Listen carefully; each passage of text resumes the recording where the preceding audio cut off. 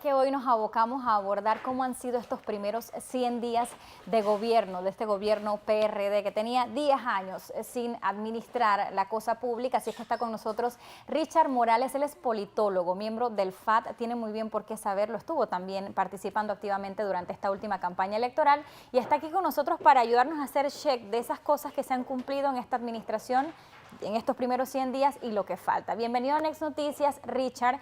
Me gusta empezar por el tema económico porque creo que será uno de los grandes retos de esta administración. Un gobierno que ha acogido como eslogan, hacemos más con menos. ¿Esto finalmente se cumplirá o terminarán pidiéndole a la Asamblea la asignación de partidas? ¿Realmente habrá una contención del gasto durante esta administración? ¿Sirve para sus planes futuros? ¿Cómo lo aprecia usted?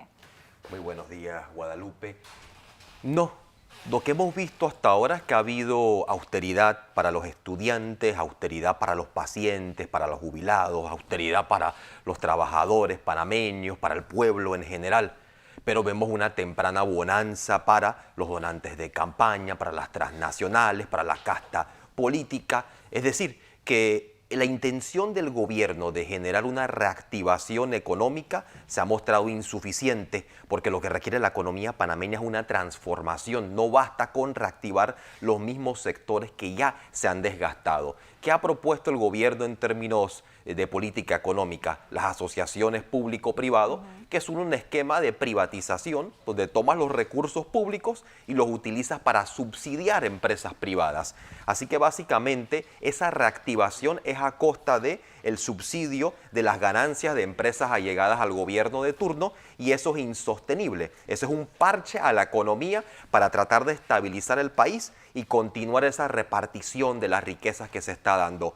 Eso por un lado, pero hay un espaldarazo de la Cámara de Comercio, Agricultura e Industria de Panamá que dicen estos 100 días apreciamos que van bien. Hubo una emisión de bonos para pagar también a proveedores deudas millonarias, que yo le comentaba a la gobernadora, lo que pasa es que pagamos ahora, pero tenemos para pagar ahora, pero lo vamos a deber en 40 años. O sea, hasta el final se traduce en deuda.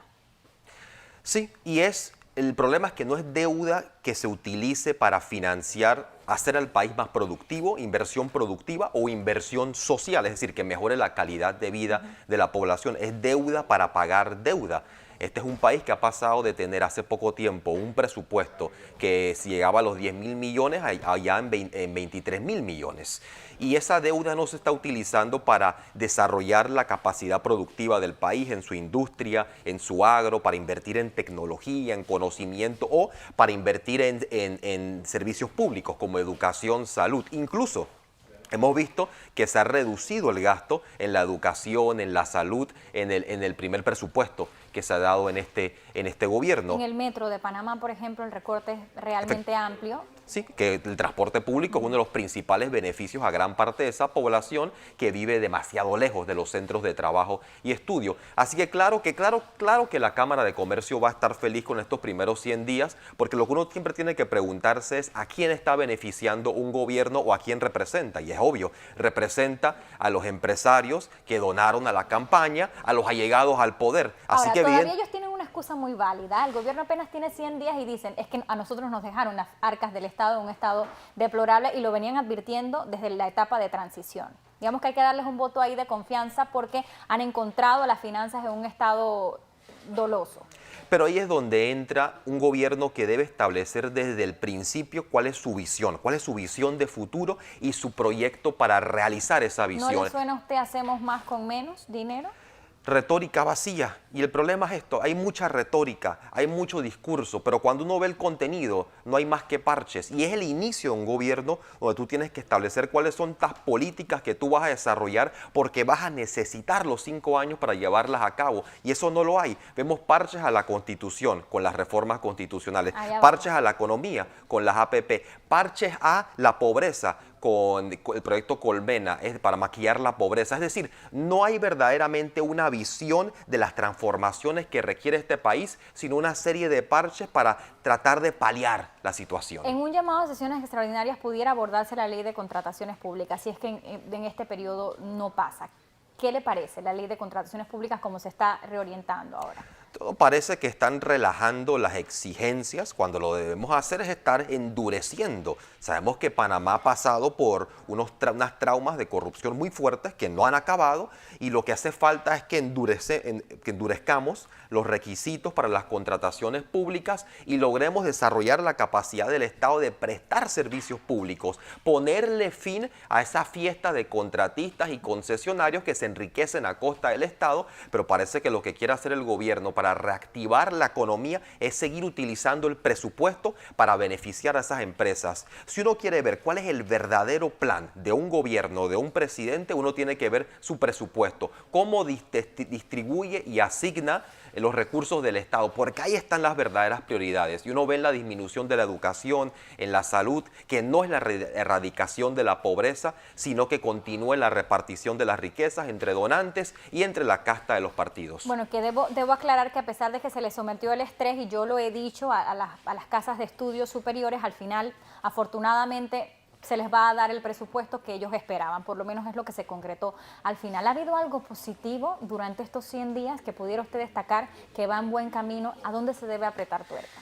Creo que hay algunos proyectos individuales notables desde la Asamblea. Por ejemplo, creo que el proyecto del 20 de diciembre, la declarar Día de Duelo Nacional, es algo muy importante. Han habido algunas iniciativas ambientales que creo que son clave. Han nombrado... Estudiar sin hambre, por ejemplo, es un proyecto de esta administración que suena bien también y que es muy consono con lo que Efectivamente, es importante garantizar la alimentación a los estudiantes, pero es importante ir más allá, porque mi preocupación es que estemos haciendo programas pobres para la gente pobre y no estemos elevando los estándares para asegurar que todo estudiante, sin importar a dónde haya nacido y a dónde esté estudiando, sea en el centro de la ciudad, o sea en la comarca, o sea en el Darién, reciba los mismos beneficios, que se le garanticen los mismos derechos. Y el problema con estos programas focalizados es que muchas veces terminas con una política educativa segregada, unos estándares menores para unos por estar en la pobreza y unos estándares superiores por el otro, por estar en el área metropolitana o el centro de la ciudad. Así que es importante ese programa, al igual el hecho de que hayan nombrado personas técnicamente muy capaces en muchos puestos. Hay que reconocer a esas personas con competencias, pero el problema es pues tener buenas personas nombradas en determinados cargos técnicos, especialistas, pero si no hay dirección, si no hay liderazgo, si no hay visión, todo eso se pierde. Y eso es lo que el gobierno va a tener que demostrar en lo que le resta de gobierno, pero el inicio no pareciera indicar que hay claridad sobre hacia dónde vamos como país. Hablemos un poco de la reforma a la Constitución. Yo digo que va a ser una reforma porque, debo decir, fue eso a lo que se comprometió el PRD durante su campaña, a pesar de que hay voces que dicen esto meritaba una constituyente. Parece ser que es un llamado pues muy somero porque realmente lo que está ocurriendo ahora es una nueva reforma a la Constitución. ¿Hay algo positivo de esta nueva reforma? ¿Cómo la aprecia en general? El problema es que si tomamos individualmente los elementos nos perdemos en una discusión donde esos cambios no van a hacer ninguna diferencia significativa porque son parches. Es decir, hay cambios en el poder legislativo, hay la creación de este tribunal constitucional, la forma como nombramos a los magistrados, se está constitucionalizando la concertación nacional, por ejemplo. Hay otros temas que son más que nada declaratorios dentro de esas reformas y uno pudiera individualmente evaluar cada una de esas propuestas. Pero el problema es que como paquete no hay un cambio en la forma como está organizado el poder dentro de este país, así que no va a haber ningún cambio significativo. Y ese es el problema, que estemos haciendo un parche para hacer un reacomodo, para tratar de tranquilizar la situación, para tratar de aplacar la demanda de una nueva constitución y terminemos teniendo que hacer este debate nuevamente en 5 años, que es lo que va a pasar, porque estamos ante las típicas reformas para que nada cambie, para que haya reacomodo. Aquí necesitamos verdaderamente que haya un empoderamiento de la ciudadanía, que se le constitucionalice ese poder para que pueda controlar a los gobernantes, para que pueda revocarle los mandatos, para asegurar que se garanticen los derechos sociales de la población. Eso es lo que hace falta en una transformación de la Constitución. De acuerdo a lo que usted menciona, hay ciertos pasos para caminar hacia un sistema menos presidencialista. Aquí se habla de que el presidente tiene superpoderes y que lo que se querría a través de una constituyente es un sistema semipresidencialista. ¿Ve usted algunos pasos, aunque separados, para llegar a este cometido? Dentro de las reformas constitucionales, no.